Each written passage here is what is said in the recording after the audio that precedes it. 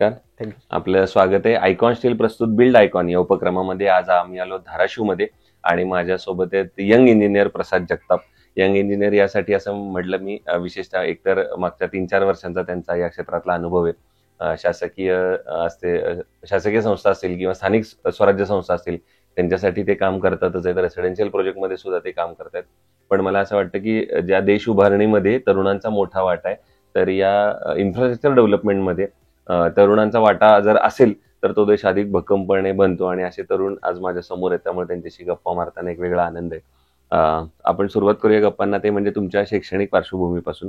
म्हणजे तुमचं शाळा कुठली होती, कॉलेज कुठलं होतं, आणि सगळ्यात महत्वाचं म्हणजे सिव्हिल इंजिनिअरिंग हे फील्ड निवडावं याची प्रेरणा कोणाकडनं मिळाली, प्रेरणास्थान कोण होतं, काय सांगा?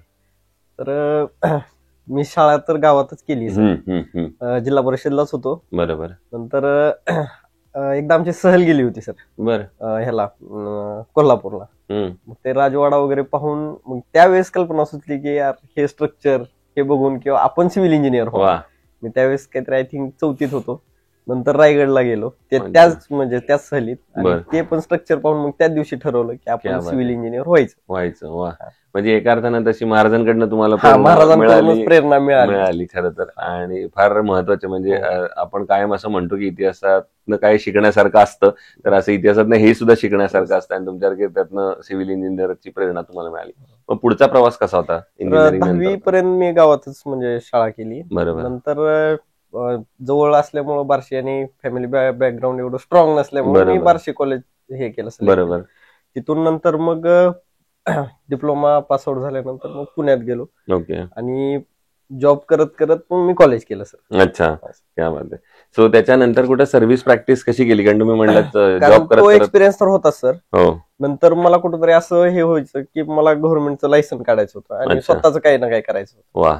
त्यानंतर मी तिथं असतानाच लायसन वगैरे काढलं. 2 काम म्हणजे टेंडर भरले होते. त्या टेंडर मला मिळाल्यानंतर तो जॉब सोडला मी पुण्याचा.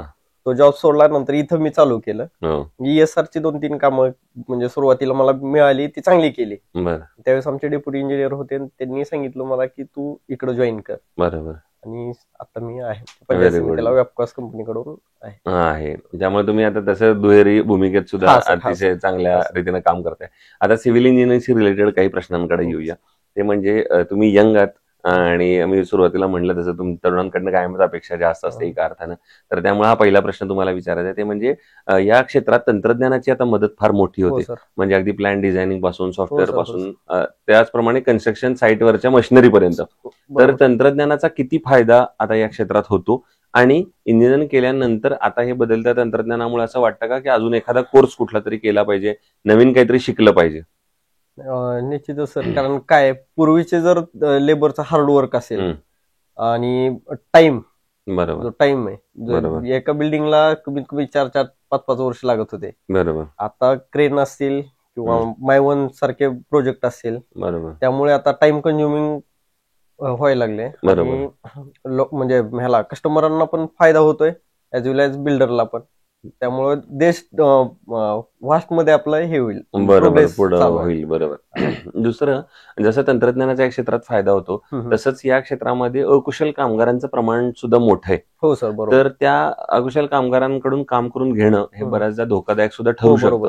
तर अशा वेळेला तुम्ही काय काळजी घेता आणि कसं त्यांच्याकडनं काम करून घेता? सर, आता मी जे प्रोजेक्ट करतोय ESR म्हणजे सगळे म्हणजे हाईट वरचेच काम. बरोबर. तर नेट लावणं किंवा मग चालू करायच्या अगोदर तीच आपण त्यांना सगळं प्री प्लॅनिंग करून सांगणे की तुम्ही नेट लावल्याशिवाय दुसरे तिसरी ब्रेस असेल तर अजिबात कास्ट करायचे नाही. सेफ्टी बेल्ट असेल, हेल्मेट असेल, प्रॉपर म्हणजे युज करूनच हे केलं पाहिजे. बरोबर. हे झालं काय म्हणू आपण त्या कामगारांबद्दलचं. त्याच्या पुढची फेज येते ती म्हणजे प्लॅनची. तर आता तुम्ही गव्हर्नमेंटमध्ये सुद्धा काम करता. बऱ्याच गव्हर्नमेंटमध्ये प्लॅन तर रेडीमेड येत असतो. नाही, ESRचे प्लॅन हे आपण कॉन्ट्रॅक्टर कडून, स्ट्रक्चरल कडून करून घेतो आणि ते अप्रुव्हल परत गव्हर्नमेंट ऑफिस करतं. तर अशा वेळेला त्या प्लॅनिंग स्टेजवर कितीपत तुम्ही काम करता आणि कसं केलं पाहिजे जेणेकरून त्याचं एक्झिक्युशन चांगलं होईल? सर, तसं जर पाहायला गेलं तर एक चांगलं आर्किटेक्चर, जसं की आता आमच्यात एक 4-5 जणांकडून डिझाईन येतात, प्रत्येकाच्या वेगळ्या वेगळ्या डिझाईन आहेत. बरोबर. जिथं नेसेसरी नसेल तिथं स्टील जास्त, म्हणजे आवश्यक नसताना पण स्टील कुठं कुठं जास्त वापरतात. बरोबर. खरंच गरज नाही हम्म. असं, म्हणजे थोडंसं हे अशा होतंय. गोष्टी आहेत. बरोबर आहे. दुसरं, रेसिडेन्शियल मध्ये तुम्ही पण काम करता गव्हर्नमेंटच्या प्रोजेक्ट बरोबर, तर त्याच्यामध्ये हा प्रश्न कायम तुम्हाला जाणवत असेल ते म्हणजे बजेट. त्या माणूस कायम असं म्हणतो की माझं बजेट थोडं कमी आहे किंवा इतक्याच बजेटमध्ये बसवून द्या. तर बजेटनुसार घर बनवण्याला प्राधान्य आजकाल मिळतंय. तर त्या संकल्पनेविषयी काय सांगाल, आणि बजेट आणि दर्जा किंवा क्वालिटी या दोन्हीचा समतोल कसा साधता तुम्ही? तर दर्जा म्हणजे कसं आहे, प्रत्येकाला आपलं बजेट किती आहे त्यानुसारच घराचं प्लॅनिंग असतं, किंवा मग त्यानुसारच माणूस फ्युचर प्लॅनिंग करत असतो. बरोबर. तर त्यातली त्यात कमीत कमी कसं होईल, तर कमीत कमी म्हणजे स्टील कमी वापरणं किंवा मग कुठंतरी सिमेंट कमी वापरणं, ह्या गोष्टी म्हणजे ते तर आपण करू शकत नाही. बरोबर. तर मग त्याच्यानंतर दुसरा प्रश्न येतो ते म्हणजे तुम्ही आता गव्हर्नमेंटचे प्रोजेक्ट करता, तर त्यात कुठल्या कुठल्या प्रकारचे आणि काय काय तुम्ही प्रोजेक्ट केलेले आहेत अजून? सर मी ESR केलंय, परत रेसिडेन्शियलचं पण केलेले आहेत. ओके. 2-3 असं समाज मंदिर केलेले आहेत. अच्छा. आणि एक ओम शांतीचं एक मोठं सेंटर माझं भूममध्ये चालू आहे सर. Very good. आणि सर तुम्ही आता म्हणले तसं मला 2-3 क्लायंट भेटले की मला एक कमी बजेटमध्ये करायचं किंवा असं. मी त्यांना एक सजेस्ट केलं सर की ठीक आहे, तुम्ही आज नाही उद्या तुमच्याकडे पैसे येतील, तुम्ही काय करा, RCC करून घ्या, कन्स्ट्रक्शन म्हणजे पूर्ण करून घ्या. तुम्हाला जर आतमध्ये अम्युनिटीज वाढवायचे असतील ते नंतर वाढवा, अगोदर हे स्ट्रॉंग करा आणि नंतर तुमचं ते पुढच्या वर्षी करा, त्यानंतर करा. आपलं फर्निचर असेल, इंटेरियर असेल, पण ह्यात काही तडजोड करू नका. बरोबर बरोबर, हे सगळ्यात महत्त्वाचं. स्टील कमी वापरून बिल्डिंगची लाईफ आपल्याला कमी करायची नाही. बरोबर. किंवा मग असं कधी काही जण असं करतात विचार की स्टील डिझाईन नको घ्यायला. बरोबर. आपण मिस्त्रीकडून ठीक आहे बाबा ते टाका, ते जसं करतील तेच. काय त्यांना थोडाफार एक्सपिरियन्स असतो. बरोबर. की त्यांनी 2-4 घरं पण बांधलेली असतात. जिथं नाही गरज तिथं 12चं स्टील वापरायचं, स्लॅबला खरंच तिथं 2 वे करायचा, 1 वे करायचा, हे त्यांच्या मनाने चालू असतं. त्यामुळे आपण, कारण ती कॉस्ट कदाचित जास्त पण वाढू शकते स्टीलची, जिथं नेसेसरी आणि काही उपयोग पण नाहीये त्याचा. बरोबर. तर त्या अनुषंगाने मला तर असं वाटतं की कंपल्सरी स्टील डिझाईन हे करूनच घ्यायला पाहिजे, कारण इन फ्युचर आपण ते लोड कॅल्क्युलेशन हे ते सगळं करूनच डिझाईन बनवत असतो घराचं. बरोबर. त्यासाठी आवश्यक आहे आजकाल स्टील डिझाईन मोस्ट इम्पॉर्टंट करणं महत्वाचं आहे. दुसरं असं आहे की आता तुम्ही, मी म्हणलं सुरुवातीला जसं इंटरव्ह्यूच्या की तुम्ही तरुण आहात, हा देश तरुणांच्या हातात आहे अशा अर्थानं. तर समजा पुढच्या 15-20 वर्षामध्ये धाराशिव जिल्ह्याचं एक विकासाचं व्हिजन असं जर विचारलं, तर तुम्हाला कुठल्या मुद्द्यांवर आता काम करायला पाहिजे सरकारनं असं वाटतं की या मुद्द्यांवर आता इन्फ्रास्ट्रक्चरल डेव्हलपमेंटसाठी काम करणं गरजेचं आहे? तर आता इथे MIDC सेक्टर जास्त मोठ्या प्रमाणात उभारलं गेलं पाहिजे. बरोबर. कारण बरेच मुलं आहेत इकडून पुण्याला जाणं किंवा तिकडे काम करणं, तेच आपल्या इकडे राहून त्यांचं म्हणजे शेती पण बघू शकतील आणि इथल्या इथं म्हणजे जॉब पण मिळू शकेल. पण अशा वेळेला मग सरकारकडनं काय अपेक्षा आहे? सरकार कसं मदत करू शकतं या? जास्तीत जास्त उद्योगधंदे, जेणेकरून कंपनीज, इंडस्ट्रियल एरियाज वाढले पाहिजेत आपल्या इकडे. बरोबर बरोबर. दुसरं, आतापर्यंत केलेल्या प्रोजेक्टमध्ये असा एखादा प्रोजेक्ट आठवतोय का की जो आयकॉनिक प्रोजेक्ट आपण ज्याला म्हणू, जो करताना एक आनंद वाटला किंवा समाधान वाटलं किंवा काहीतरी कौतुकाची थाप त्याच्यासाठी मिळाली किंवा स्वतःच्या मनाला असं वाटलं की काहीतरी वेगळं केलंय याच्यामध्ये, असा एखादा प्रकल्प?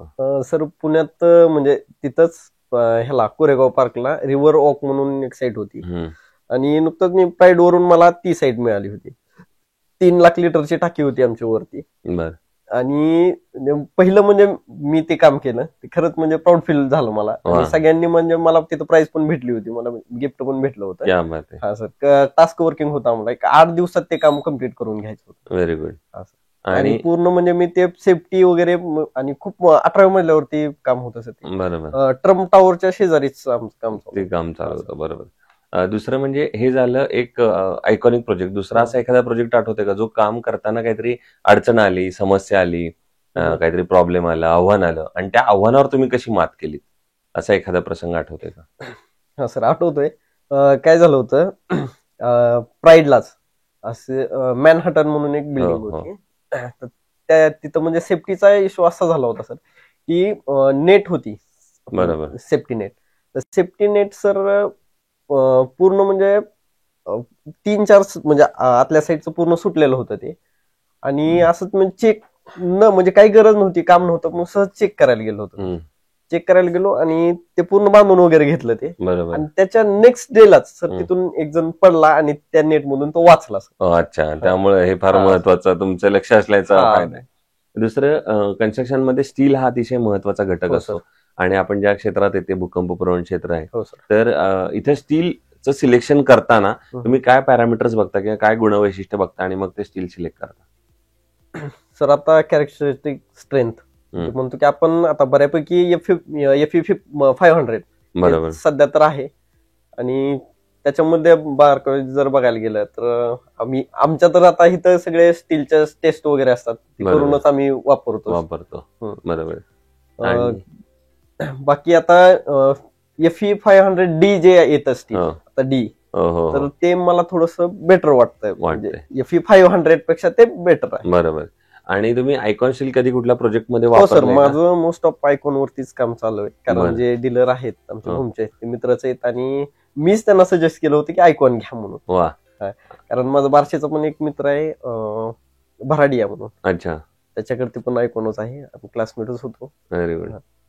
सो हे होते इंजिनियर प्रसाद जगताप सर. आणि मी म्हणलं तसं की जेव्हा असे तरुणांच्या हातात असतं तेव्हा नवीन काहीतरी काम करण्याची जिद्द, आकांक्षा, इच्छा त्यांच्या मनात असते आणि अशाच येणाऱ्या आगामी काळात असे चांगले चांगले उत्तम आयकॉनिक प्रोजेक्ट तुमच्या हातून घडावेत, त्या जेणेकरून देशाची सेवा घडावी. तुम्ही ज्या शासकीय प्रकल्पातून काम करतात हीच आयकॉन स्टील कडून तुम्हाला मनपूर्वक शुभेच्छा. Thank you sir. थँक्यू.